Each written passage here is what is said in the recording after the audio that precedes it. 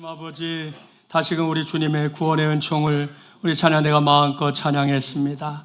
우리를 위해 십자가를 죽으시고 부활하셔서 영원한 소망 되시며 이 부활의 계절을 우리 가운데 역사하시는 주님을 찬양했사오니 이 시간 그 음성 듣게 하시고 또 깨닫게 하시고 주 안에서 주신 깨달음으로 이 험한 세상을 믿음으로 살아내는 우리 모두가 되게 하여 주시옵소서.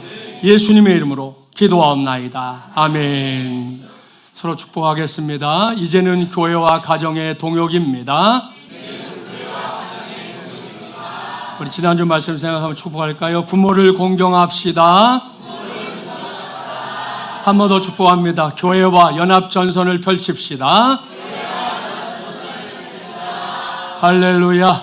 자, 이 시간에는 가정의 달인 5월을 맞이해서 지난주 저와 여러분이 선창, 후창했던 거 있었는데 벌써 잊어버리지 않으셨죠? 예, 한번 다시 해볼까요? 자, 제가 먼저 해보겠습니다. 조부모는 부모는 자녀손은 할렐루야. 예, 기억하죠? 자, 저기에 명시되어 있는 네 자리 있습니다. 네 자리. 여러분 각자의 자리 기억하시고 그 자리, 그 사명 잘 감당해서 저와 여러분은 물론이고 우리의 자정의 자녀손들의 삶에 하나님이 주는 은혜와 복이 계속해서 이어져서 신앙의 대물림까지 해내는 우리 모두가 되기를 주님의 이름으로 간절히 축원합니다. 오늘은 광고한 대로 스승의 주일로 지키는 날입니다. 한 번뿐인 나의 인생에서 스승이 어떤 존재인지 어떤 의미인지 다들 알고 있을 겁니다. 사전적인 정의를 보면 가르쳐 올바르게 이끌어주는 사람을 가리켜 스승이다 그랬습니다. 이해하기 쉽게 표현한다면 선생님, 아까 올라갔다 갔지만 교사 해당하겠죠. 특별히 사례를 분별해서 이끌어주는 교사를 가리켜 우리는 스승이라고 부르는 거 주저하지 않습니다. 이러한 스승의 정의를 생각해 볼 때 저와 여러분의 인생 속에 분명히 많은 스승들이 있었을 겁니다. 어린 시절부터 지금까지 한번 되돌아보세요. 스승의 얼굴이나 어떤 스승과 있었던 사연 이런 거 떠오르는 그런 분들도 분명히 있을 겁니다. 그 안에 좋은 스승도 있었고요. 또 때로는 죄송하지만 그렇지 못한 스승도 있었을 겁니다. 아무튼 다른 사람이 아닌 내 인생에도 스승이 있었다. 이건 틀림없는 사실입니다. 자, 그래서 우리가 그런 가운데서 살아왔던 삶을 돌이켜보면요, 때로는 나 자신이 작건 크건 누군가에게 스승 노릇을 댔던 적도 있을 건데요, 가깝게는 가족들, 특별히 자녀들에게 스승의 역할을 했던 그런 부모님들, 조부모님도 있고요. 또 혹은 성장해가는 과정에서 만났던 사람들, 그 인생길에서 누군가에게 또 내가 스승의 역할을 했던 적도 있었을 것입니다. 자, 오늘은 그 모든 걸 쭉 되돌아보면서 교회와 가정의 동역 세 번째 시간을 가져보려고 합니다. 오늘은 날이 날이니만큼 사무엘과 사울의 만남에서 배울 점, 역지사지라는 제목으로 하나님의 말씀을 전하도록 하겠습니다. 자, 여러분이 마중훈련교에 속한 성도들이라면 김진철 목사 다른 그 무엇보다 만남의 축복을 강조하는 목사다. 기회가 되면 그저 이거 말하는 걸 정말 좋아하는 목사다. 이 정도는 알고 있을 겁니다. 오늘 우리가 펼쳐놓은 하나님의 말씀, 사무엘상 9장 말씀도 그런 관점에서 주목해야 할 말씀입니다. 오늘 시간 관계상 우리 18절 말씀부터 성경 몽동을 했지만 쭉 올라가서 1절 이하를 쭉 보는 게 오늘은 더 좋을 것 같습니다. 자, 그 1절 말씀 바로 앞에 소제목이 하나 나오죠. 여러분과 성경에도 있어요. 뭐라고 되어 있나요? 사울이 사무엘을 만나다 그랬습니다. 여기에 두 인물이 등장하지요. 자, 이스라엘의 역사에서 초대 왕이었던 사울, 또 한 사람은 마지막 사사요 첫 번째 선지자에 해당하는 사무엘입니다. 이 두 사람이 뭘 했다고요? 만났다, 이렇게 성경이 밝히고 있습니다.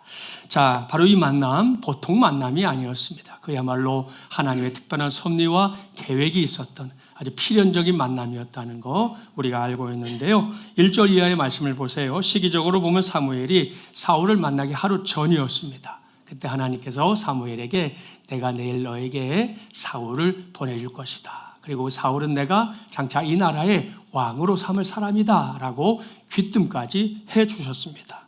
근데 사울은 아직 그런 사실을 알지 못했죠. 3절 이하의 말씀을 보면 당시에 사울의 관심은 오로지 잃어버린 아버지의 암나귀들을 찾는 데에 온통 쏠려 있었습니다. 자기의 사왕과 했던 이야기가 다른 거 아니죠. 이 암나귀가 어디에 가 있는지 선견자에게 가서 좀 물어보자. 이게 두 사람의 대화였다는 거 확인할 수 있습니다.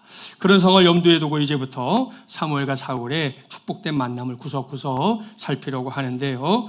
오늘은 사무엘과 사울의 만남을 어떤 관점에서 보려고 하는 건지 짐작이 갈 겁니다. 바로 스승과 제자의 관계, 바로 그런 관점에서 우리가 살펴보려고 하는데요. 그도 그럴 것이 당시에 사무엘은 이미 하나님이 택하시고 그리고 이스라엘 민족을 위해서 들어 쓰시는 귀한 지도자로 자리를 잡고 있었습니다. 그 증거를 좀 찾아볼까요? 사무엘상 1장 말씀에 가보면 사무엘의 엄마가 누군지 아시죠? 한나가 자녀의 문제로 고민하고 어려워했던 거 우리 알고 있습니다. 그리고 하나님을 기도했고요. 결국 그 기도를 통해서 하나님이 주신 아들이 사무엘인데요. 사무엘이 태어나면 어떻게 하기로 합니까? 나실인의 서약으로 하나님께 바치겠습니다. 이렇게 약속까지 하고 얻은 아들이 사무엘입니다. 그래서 엄마의 젖을 뗀 다음에 사무엘은 곧바로 성전에 가서 크게 되는데요. 그 과정에서 하나님께서 사무엘을 직접 불렀던 사무엘아 사무엘아 하고 불렀던 그 사건도 우리는 잘 알고 있습니다.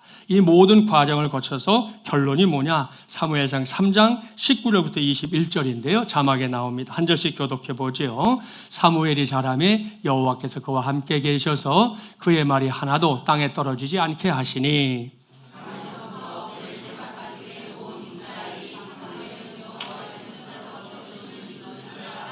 함께요. 여호와께서 실로에서 다시 나타나시되 여호와께서 실로에서 여호와의 말씀으로 사무엘에게 자기를 나타내시니라. 아멘.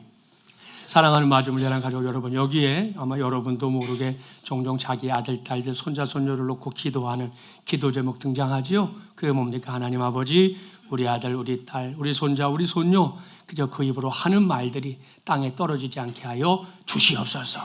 해본 적 있지요?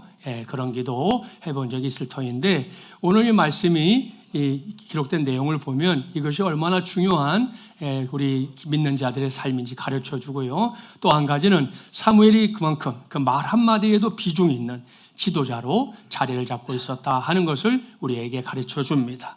따라서 이러한 사무엘에게 스승이라고 하는 타이틀을 붙이는 거 과언도 아닙니다. 사울도 마찬가지입니다. 당시만 해도 사울은 미성숙한 모습을 보여줍니다. 무엇보다 당시에 사울은 정말이지 아무것도 아니었습니다. 아직 왕정시대가 시작이 안 됐죠. 그러니까 왕족이라고 하는 것도 따로 구별되지 않았던 그냥 일개 평민에 불과했던 그 시절의 이야기입니다. 자, 그러한 때에 이 사울이 사무엘이라고 하는 큰 인물을 스승으로 만났다는 거 얼마나 큰 복이겠습니까? 그걸 전제하고 이제부터 본론의 내용을 살피려고 하는데요. 오늘 제가 이 말씀을 들여다보기 위해서 가지게 된 렌즈가 하나 있어요. 핵심적인 관점이 있는데 그래서 오늘 설교 제목에 언급해 놓은 그대로 역지사지라고 하는 렌즈입니다. 자, 역지사지가 뭔지 아시죠? 사전적인 정의를 보면 처지를 바꾸어서 생각하여 봄, 그게 역지사지다 그랬습니다. 자, 어떤 일이 일어났을 때 당사자들 간에 서로의 처지 입장들 이렇게 바꾸어서 생각하다 보면 그 뒤에 나오는 결과물들이 좋을 때가 왕왕 있지 않습니까? 우리가 살면서 많이 경험해 본 건데요. 대인관계에서 역지사지는 당사자들 간의 불필요한 갈등을 확 줄여줍니다.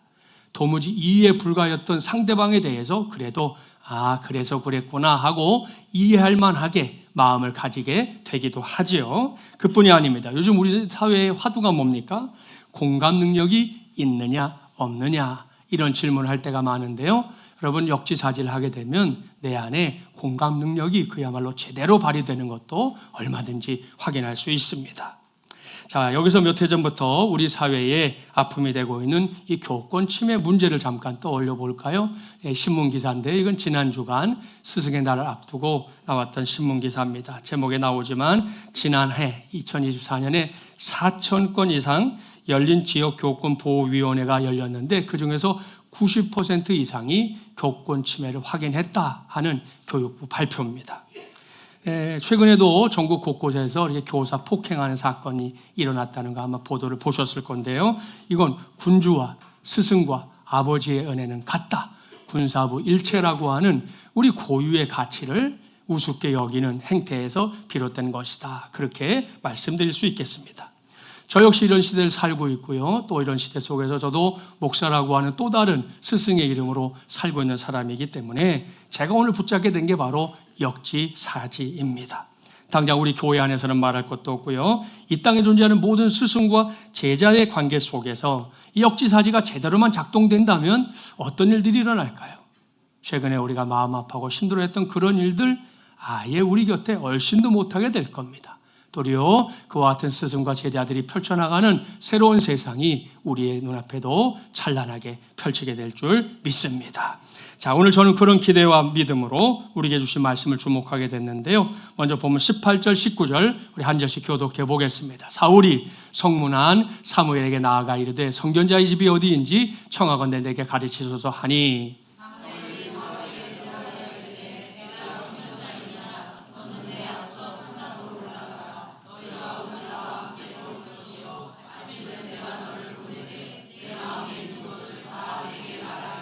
아멘. 자, 여기서부터 사무엘과 사울의 만남이 시작되고 있는데요. 훗날 이 만남은 그야말로 역사적인 만남으로 기록됩니다. 왠지 아시죠?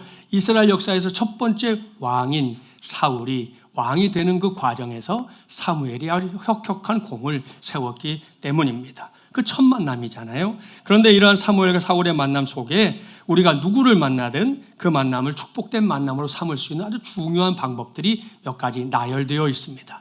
이제부터 그것을 하나씩 찾아보려고 하는데요. 자, 첫 번째 역지사지 뭐냐? 함께 음식을 나누는 만남이 되도록 해야 한다는 겁니다. 자, 이것이 사람과 사람의 만남을 오늘의 주제로 한다면 스승과 제자들의 만남을 보다 축복된 만남으로 삼을 수 있는 축복의 통로다, 이런 말씀입니다. 조금 전에 봉독했던 말씀을 한번 봐보세요. 앞서 본문의 배경 살짝 말씀드렸지만 당시만 해도 사무엘과 사울은 초면이었습니다. 자, 초면이라는 단어가 가지는 이 인간관계에서의 무게감 아시죠? 일단 서먹서먹하다는 거예요. 그렇잖아요? 얼마나 서먹합니까? 그 묘한 분위기 있어요. 처음 만난 사람들끼리만 이렇게 앉혀놓으면 그저 말하지 않아도 아는 분위기 있잖아요. 그런 상황에서는 누가 먼저 말을 건네야 할지도 분간이 되지 않을 때가 왕왕 있습니다. 괜히 헛기침만 하다가 목이 메이는 경우도 있지 않습니까? 그런 상황에서 사무엘을 보십시오. 사무엘은 초면인 사울에게 자기와 함께 음식을 나눠 먹자 이렇게 제안하고 있습니다. 오늘은 이것이 매우 중요합니다.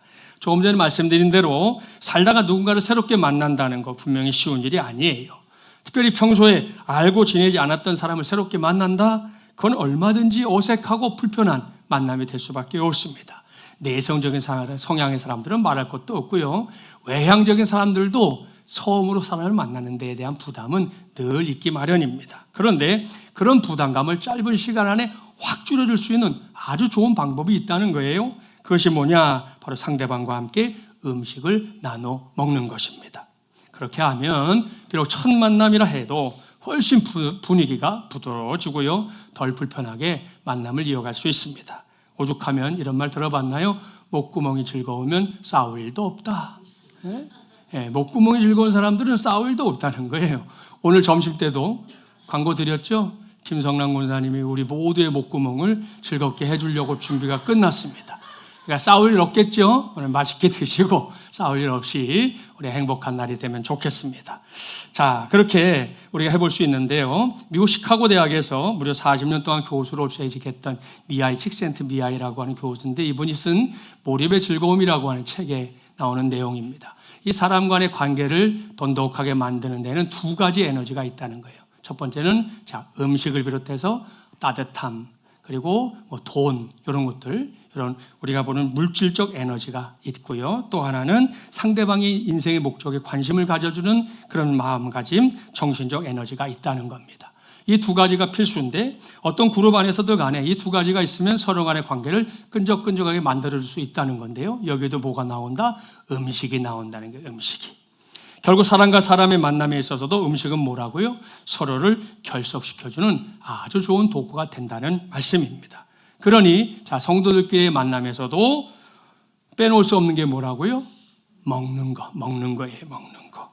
간혹 사람들이 먹는 걸 가지고 치사하게 군다 그러면서 마음이 상하는 일들이 왕왕 있는데요. 이거야말로 역지사지해야 할 일입니다. 내가 치사하게 느끼는 건 상대방도 얼마든지 치사하게 느낄 수 있다는 걸 기억해야 됩니다. 나는 치사하게 느끼는데 저 사람은 안 그런다? 그런 건 없어요. 내가 치사하게 느끼는 건 저 사람도 느끼는 거니까 절대로 우리 안에서 먹는 것 때문에 치사한 일은 절대로 없기를 예수의 이름으로 축복합니다. 자, 특별히 성도와 성도의 만남에 있어서는 실제적인 음식보다 더 중요한 또 하나의 음식이 있어요. 그것은 자신을 친히 생명의 떡으로 묘사하신 예수님입니다. 자, 이 말씀을 쉽게 표현한다면 예수님이 자신을 죽어가는 우리들을 위해 주시는 밥으로 표현하신 거잖아요. 자, 그렇다면 이 밥에는 적어도 세 가지의 영적인 의미가 있습니다. 첫째, 밥은 필수적인 음식이라는 겁니다. 그렇습니다. 밥은 결코 사치품 아닙니다. 게다가 밥은 먹어도 되고 안 먹어도 되는 게 아니죠. 우리가 생존하는 데 있어서 필수적입니다. 자, 그러므로 밥 먹는 게 자랑일 수 없잖아요. 뭐 요즘 같은 때 보릿고개도 지난 시절인데 밥 먹는 거 자랑하는 사람 있나요? 요즘은 오히려 안 먹겠다고 다이어트 하겠다고 하는 사람이 더 문제인데, 아무튼 이것을 예수님이 밥이라는 상징에 적용한다면 무슨 뜻이 되느냐? 예수님은 우리의 삶의 액세서리가 아니라는 겁니다. 그렇습니다. 있어도 그만, 없어도 그만인 존재가 아니라 우리 예수님은 저와 여러분의 인생 속에 반드시 필수적으로 함께 하셔야 될 우리의 주님인 줄 믿습니다. 자, 두 번째로 예수님이 밥이라고 하는 말씀의 뜻은 모든 사람의 구미에 맞는 음식이라는 겁니다. 실제로 여러분, 우리 음식을 볶는 분들을 보면요, 어떤 사람은 짠 음식을 못 먹어요. 어떤 사람은 단 음식을 못 먹어요. 또 어떤 사람은 고기를 또 잘 안 먹어요. 어떤 사람은 또 채소 갖다 주면 내가 뭐 풀만 뜯어 먹으라고 그러냐 하고 또 화내는 분도 있잖아요. 자, 이렇게 먹는 걸 가리기는 하지만 밥은 어떻습니까? 모든 사람이 먹는 음식이에요. 그렇죠? 한국 사람 치고 밥 안 먹는 사람 어디 있어요? 다 먹죠. 뭐 요즘 양이 줄긴 했지만 모두가 먹는 음식이라는 겁니다. 따라서 우리가 예수 그리스도를 전하는 게 필요한 이유가 뭡니까? 예수님은 누구에게나 필요한 분이기 때문입니다. 우리 부활의 계절인데 우리 주님 예수 그리스도의 주되심을 더욱 힘써 전할 수 있는 우리 모두가 되기를 주님의 이름으로 축복합니다. 세 번째로 밥은 매일 먹는 음식이죠. 마찬가지입니다. 예수님과의 교제 하루라도 끊으면 될까요? 안 될까요? 안 됩니다. 그렇습니다. 우리는 주님과 우리의 관계를 단 하루도 끊을 수 없습니다. 매일매일 말씀을 통해서 기도를 통해서 이어나가는 우리 성도들이 될 때 거기에 하나님이 부으신 은혜가 함께할 줄 믿습니다. 자, 이렇게 사무엘과 사울의 만남은 구약시대였기 때문에 단지 실제 먹는 음식에 국한되어 있지만 신약시대를 사는 우리는 다릅니다. 우리의 삶에는 성도와 성도의 만남에는 어떻습니까? 반드시 예수 그리스도를 매개체로 하는 만남이 있어야 할 줄 믿습니다. 오늘 우리가 여기에 모인 것도 그냥 각자 이름으로 모인 거 아니죠? 우리는 예수 그리스도의 이름으로 모인 예배의 자리인 줄 믿습니다. 그렇습니다. 그래서 세상의 방법으로 우리의 만남이 이루어지면 안 된다. 그렇게 하면 누군가가 불행해질 수 있어요. 물질이나 뭐 지연, 학연 등등으로 우리의 만남이 이루어지면 어떻게 되겠습니까?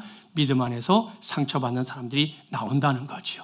기억하시고 우리가 언제든지 예수 그리스도를 중심으로 하는 이 만남의 축복을 계속해서 이어나가서 우리 교회가 이 지역에 또 열방을 향해서 우리 예수 그리스도의 주되심을 자랑하고 증거하는 주님의 몸된 교회 꼭 되기를 주님의 이름으로 축복합니다. 자, 사무엘과 사울의 만남에서 배울 수 있는 두 번째 역지사지, 철저하게 서로를 축복하고 세워주는 만남이어야 한다는 겁니다. 보면 20절, 21절 우리 한 절씩 교독해 볼게요. 사흘 전에 일은 내 암나귀들을 염려하지 말라. 찾았느니라. 온 이스라엘이 사모하는 자가 누구냐? 너와 내 아버지의 온 집이 아니냐 하는지라.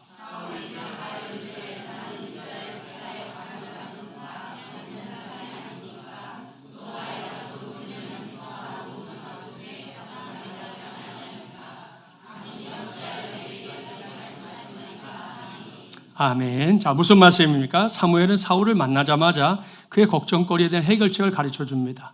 네가 찾고 있는 네 아버지의 암나귀들은 이미 찾았다는 거예요. 그러고 나더니 사무엘이 사울을 아주 크게 축복합니다. 자, 여기에 등장하는 표현에 주목하십시오. 사무엘은 사울과 그의 가문을 가리켜 뭐라고 말합니까? 온 이스라엘이 사모하는 자, 이렇게 표현하고 있습니다.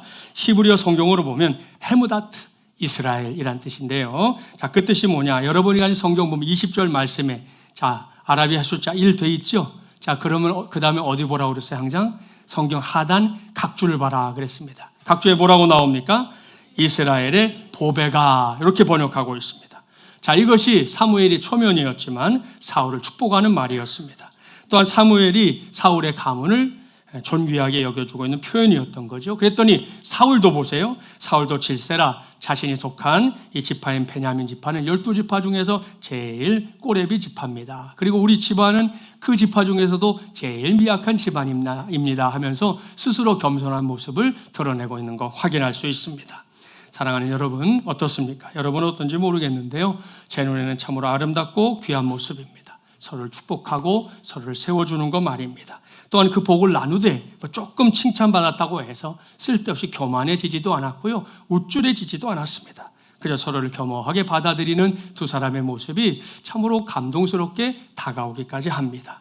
요즘 우리가 사는 세상을 보세요. 자기 잘난 맛에 사는 사람들 얼마나 많은지 모릅니다. 다 자기만 옳다고 그러잖아요. 내가 먼저 올라가서 진 눌러야 그래야 내가 뭐 된 것처럼 여겨지는 그런 시대가 됐다는 거 우리 매일매일 뉴스 보도를 통해서 확인하고 있습니다. 그러므로 더더욱 우리 모두가 사무엘과 사울에게서 두 번째 역지사지 배워야 합니다. 또한 우리 안에서 일어나는 수많은 만남들이 성경이 말씀하고 있는 그 복된 만남들 되어야 할 줄 믿습니다. 미국의 심리학자인 이 셰드 햄스테더라고 하는 박사가 있는데 이 사람은 말하기를 우리 인간이 하루에 5만에서 6만 가지의 생각을 하면서 산다 그랬습니다. 우리가 흔히 하는 말이 있잖아요. 5만 가지 생각을 한다. 이 말이 과학적으로도 증명이 된다는 얘기입니다. 자, 그런데 그 많은 생각 중에서 75%가 부정적인 생각, 25%가 긍정적인 생각입니다. 그러니 얼른 눈치채야 되겠죠? 우리는 관리하지 않으면 요 입이라는 게 항상 부정적인 말을 더 많이 하게 생겨 먹었다는 거예요. 우리의 생김새가 그렇다는 거예요. 그러니까 잘 관리해야지만 그래도 좀 좋은 말, 축복하는 말, 긍정적인 말을 할 수 있지 놔두면 제멋대로 말하면서 사는 게 우리 인생이라는 겁니다. 여러분 멀리도 말고 어린아이들 보면 알 수 있죠. 애들 어린이집 한번 갔다 오면요 금방 욕 배운 애들 얼마나 많아요. 저희도 어려서 보니까 아니 어제까지도 안 쓰던 말을 그 다음날 쓰던데 단 하루 갔다 왔는데 친구가 했던 말 그냥 배워 쓰는 거예요. 좋은 말은 하라고 그러면 몇 마디 하다가 실증을 내버리고 마는데 그놈의 나쁜 말은 이런 욕해봐라 그래 보세요. 하루 종일 해도 모자라다 그럴걸요. 그게 우리 사람이라는 거예요. 그러니까 관리가 필요하다는 거죠. 꼭 기억하시고 이 시간에서 오랜만에 좀 서로를 삼삼하게 해준 축복을 좀 하고 가겠습니다. 성별 구분하겠습니다. 남자 성도에게는 멋진 것이 죄라면 당신은 사형감입니다. 이렇게 해주시고, 자 여자분이시면 예쁜 것이 죄라면 당신은 사형감입니다. 시작.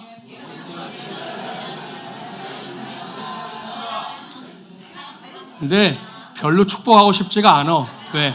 내가 더 예쁘거든. 예? 내가 더 멋지거든. 그러니까 축복을 잘 안 해. 이런다니까요, 사람들이. 자, 다시 정신 차리고 제대로 해봅시다. 예쁜 것이 멋진 것이 시작. 예, 한 번 더 축복하겠습니다. 그런 당신 때문에 나도 살맛이 납니다. 할렐루야. 예, 방금 했던 축복을 떠올리면서 에베소서 4장 29절 말씀 우리 함께 봉독해 보겠습니다. 무릇 더러운 말은 너희 입 밖에도 내지 말고 오직 덕을 세우는 데 소용되는 대로 선한 말을 하여 듣는 자들에게 은혜를 끼치게 하라. 아멘. 자, 익숙한 말씀이죠. 하나님의 말씀은 곳곳에서 우리가 어떤 말을 사용하며 살아야 되는지 방향성을 제시하고 있습니다. 그것은 서로를 복되게 하라는 겁니다. 서로를 세워주라는 거죠. 말을 할 때도 기왕이면 어떻게 하라고요? 은혜를 끼쳐라. 이렇게 정확하게 말씀하고 있습니다. 그런데 현실이 어떠냐? 그렇지 못할 때가 더 많아요. 언젠가 그 보라매 공원에서 일어난 일인데요. 50대 정도 되시는 남자분이 낮술을 먹고는 벤치에 앉아 있다가 한 30대 되는 젊은이가 지나가니까 대뜸 이렇게 물은 거예요. 당신도 실직자냐? 아니 하고 많은 질문 중에 왜 그렇게 물어? 아니 안 물으면 될 거 아니겠어요? 예? 당신도 실직자냐? 그러니까 이 30대 친구가 기분 좋을 리가 없잖아요. 그러니까 당신이 실직자니까 눈에 뵈는 게 다 실직자냐? 이렇게 된 거죠. 그랬더니 50대 어른이 또 하는 얘기, 이게 어른도 몰라본다 하고는 이제 시비가 붙어가지고 밀쳤는데 30대 친구가 아무래도 힘이 더 좋잖아요. 밀쳐도 넘어졌는데 이 50대 되시는 분이 그 자리에서 돌아가셨어요. 네? 참 안타깝고 답답한 노릇이에요. 그 새치요 그게 뭐라고? 그 말 한마디 그게 뭐라고? 예? 흔히 뭐 말 한마디로 천냥빚도 갚는다 그러는데 그 말 한마디 할 때 조금만 신중하게 했더라면 얼마나 좋았겠어요. 예? 서로에게 못할 짓 하고 만 거 아니겠습니까? 여기서 우리가 당장 써먹을 만한 실전을 한 가지 생각해 볼게요. 자, 옷가게를 하는 사람이 키가 작은 사람을 보면서 이렇게 말했다고 생각해 볼까요? 손님은 키가 작아서 어떤 옷도 영 안 어울리겠네요. 이 옷 어떠세요? 자, 그 집에 가서 옷 살까요? 안 살까요? 안 사요, 안 사요. 저 같아도 안 사요. 예? 자, 근데 키가 작고 좀 똥똥하게 보이는 손님일지라도 이렇게 말하면 어떨까요? 손님은 키가 너무 아담하셔서 뭘 입어도 여성스럽게 보이시네요. 이 옷은 어떠세요? 그러면 권사님 살까요? 안 살까? 살 거예요? 정의숙 권사님 산대요. 예, 산다잖아요. 사기만 하나요? 또 다음에 다른 손님을 데리고 올 수도 있는 거 아니겠습니까? 사랑하는 마중을 예랑 가족 여러분, 이건 뭐 아부하는 말을 잘해야 한다.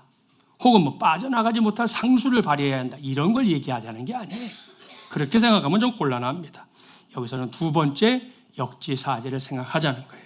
철저하게 서로를 축복하고 서로를 세워주고 싶어서 안다라는 마음. 그것이 우리 모두가 가지는 믿음의 마음이 되어야 할 줄 믿습니다. 거기에 우리 하나님께서 귀한 은혜 더해 주실 줄 믿습니다. 자, 세 번째 역지사지. 서로를 존중하고 배려하는 마음이 엿보이는 만남이 되어야 한다는 겁니다. 자, 본문 22절부터 24절 우리 한 절씩 교독해 볼게요. 사무엘이 사울과 그의 사환을 인도하여 객실로 들어가서 청한 자 중 상석에 앉게 하였는데 객은 30명 가량이었더라.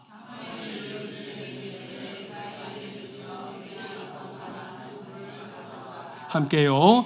요리인이 넓적다리와 그것에 붙은 것을 가져다가 사울 앞에 놓는지라. 사무엘이 이르되 보라, 이는 두었던 것이니 내 앞에 놓고 먹으라. 내가 백성을 청할 때부터 너를 위하여 이것을 두고 이때를 기다리게 하였느니라. 그날에 사울이 사무엘과 함께 먹으니라. 아멘. 자, 이 말씀을 구석구석 살펴보세요. 사무엘은 당시에 분명히 사울보다 연장자였습니다. 그런데도 사무엘은 사울을 아주 정말 강제로라도 상석에 앉히고 있다는 거예요. 그뿐이 아니죠. 사울이 찾아오면 주려고 준비해뒀던 음식이 따로 있었는데 바로 그 음식을 내와라 하고 그 음식을 사울에게 대접하고 있는 걸 확인할 수 있습니다. 그러니 여기서 우리가 자연스럽게 떠올리게 되는 단어 존중이고요. 배려 아니겠습니까? 그렇습니다. 참으로 귀한 모습입니다. 오늘날의 상황에 가져다 놔도 손색이 없는 모습이에요. 중세 프랑스에는 이제 파티가 열릴 때마다 참석하는 사람들에게 이 에티켓이라고 불리는 작은 티켓을 나눠줬습니다. 티켓에는 참석한 인원 수에 맞춰서 숫자가 1, 2, 3, 4 이렇게 적혀 있었는데요. 파티의 모든 순서는 그 번호를 중심으로 이루어졌습니다. 예를 들어서 내빈을 소개할 때 누구부터? 1번부터 소개하는 거예요.